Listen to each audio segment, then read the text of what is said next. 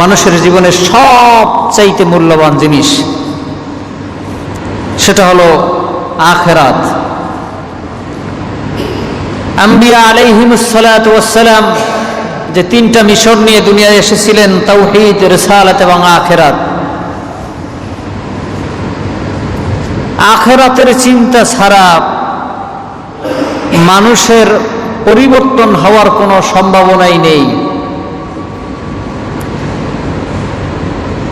এক কথায় আপনি ইমানদার হতে হলো আখিরাতের চিন্তা লাগবে। তার কারণ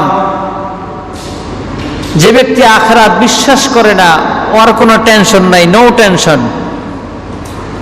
এ বেলায় ভাই মদ খেও নাও, কাল নিশীতের ভরসা কই, চাপ নি জাগিবে যুগ যুগ ধরে, আমরা তো আর রবনাশ হই।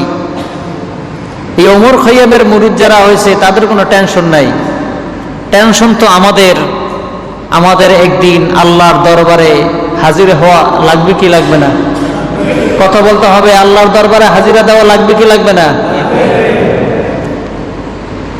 আল্লাহর দরবারে হাজিরা দেওয়া লাগবে। আপনার আমার গোটা জীবনের হিসাব আল্লাহর দরবারে দেওয়া লাগবে।